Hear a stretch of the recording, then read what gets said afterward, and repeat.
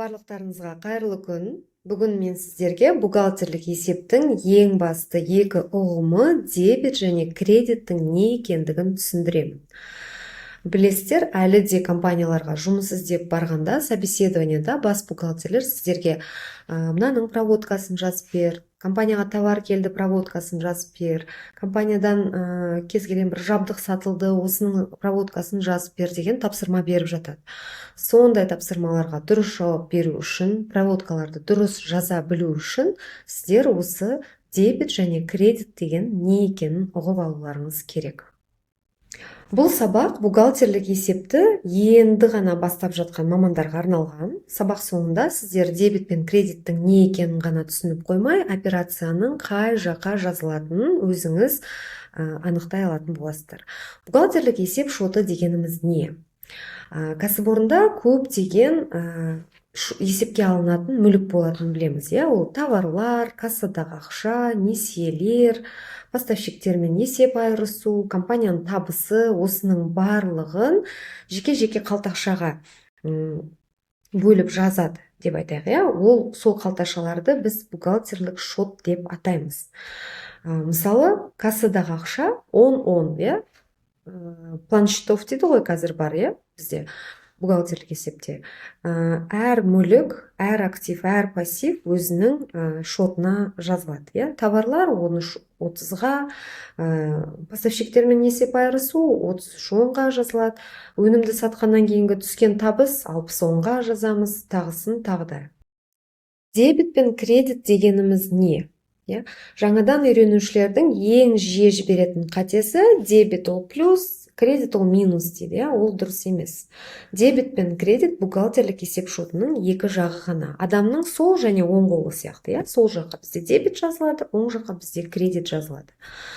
Қай жағына жазу керектігі ол шот түріне байланысты, операцияға байланысты. Барлық шоттар екі үлкен топқа бөлінеді.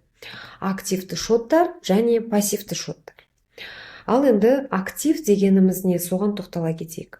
Актив бұл кәсіпорынның меншігіндегі барлық мүлік пен қаражат. Мысалы, кассадағы ақша, банктегі ақша, товарлар, материалдар, автокөлік, жер болса компанияда, компьютер болса, қойма, жабдықтар, осының барлығы актив болып саналады. Өйткені ол компанияға тиесілі нәрселер. Активті шоттар кәсіпорынның мүлкін көрсетеді. Негізгі ереже, егер актив көбейсе дебетке жазамыз, актив азайса кредитке жазамыз. Есте сақтау негізі қиын емес. Активті шот дегеніміз, ол мысалы компанияға ақша түсті. Компания кассаға 500 мың теңге салды дейік. Кассадағы ақша көбейді, актив көбейді. Яғни дебетке жазамыз 10-10, касса көбейді. Өйткені ақша көбейді, актив көбейді. Тағы бір мысал, кассадан қызметкерге жалақы төледіңіз. Кассадағы ақша бұл жерде азайды, актив азайды. Оны кредитке жазамыз. Жаңа 10-10 касса шотын кредитке жазамыз. Пассив дегеніміз не? Пассив кәсіпорындағы осы қаражаттың, бүкіл мүліктің пайда болған көзін көрсететін ұғым. Қарапайым тілмен айтатын болсақ, ол компанияның міндеттемелері, немесе компанияның өзінің капиталы. Мысалы, компания банктен несие алды. Компанияның ақшасы көбейді, актив яғни көбейді. Бірақ та бұл компанияның өзіне тиесілі емес қой, бұл ақшаны қайтару керек, міндеттеме көбейді, сол себепті пассив бұл жерде кредитке көбеюін жазамыз. Немесе пассивке тағы не қатысты?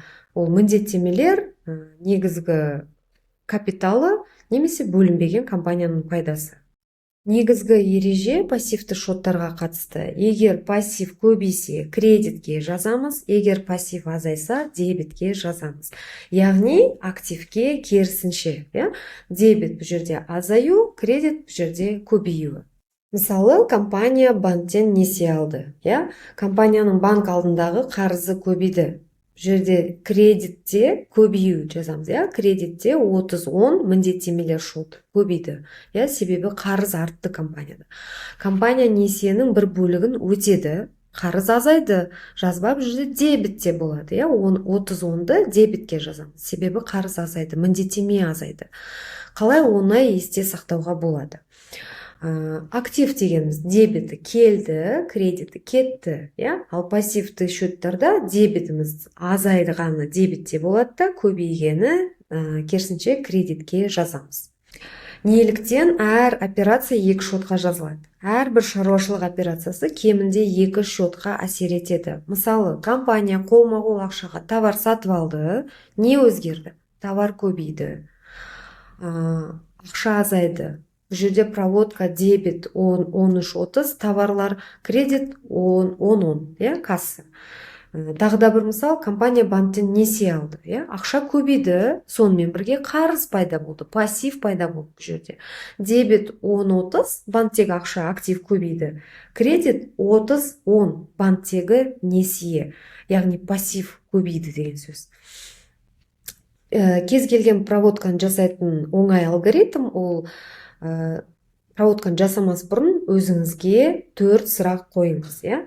Не өзгерді? Мысалы, ақша, иә. Екіншісі, бұл актив па, әлде пассив па? Бұны енді логикалық тұрғыда бұл сұраққа жауап бересіз. Не көбейді, азайды, соны біліп аласыз. Қандай ереже қолданылды? Актив көбейді, яғни дебетке жазамыз. Немесе пассив көбейді, яғни кредитке жазамыз деген сияқты. Осы 4 сұрақты проводка жасау кезінде ылғи да қолданып жүріңіз. Есте сақтауға арналған кесте, ол ең бірінші счеттің түрін анықтайсыз, актив счеты ма или пассивті счеты ма. Және актив счет болса, дебетте көбею болады, кредитте азаю болады. Пассивті счет болса, дебетте азаю болады, кредитте керісінше көбею болады. Тәжірибелік тапсырмалар мысалға ала кетейік. Сатып алушыдан банктегі счетқа ақша түсті, иә.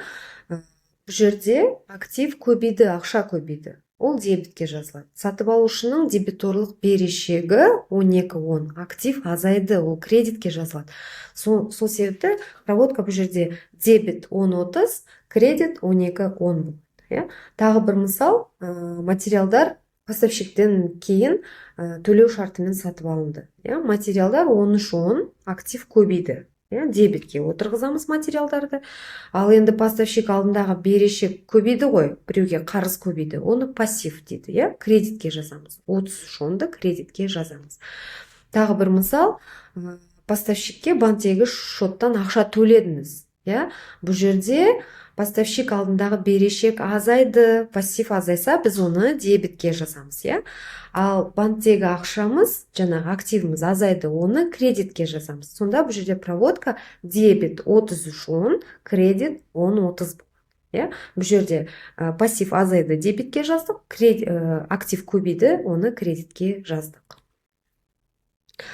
Кез келген осындай проводкалардың маңызды ережесі, олғы да өзіңізге осындай сұрақтар қойып жүру. Ол активті счет па, әлде пассивті счет па? Көбейді ме, әлде азайды ма? Не көбейді, не азайды, соны логикалық түрде, міндетті түрде ойластырып, анықтап алуларыңыз қажет. Нағыз кәсіби бухгалтерлер дәл осылай жұмыс жасайды. Дебет пен кредит бухгалтерлік есепте өте маңызды ұғымдар. Соны есте сақтап алыңыздар. Назарларыңызға рахмет. Келесі көріскенше.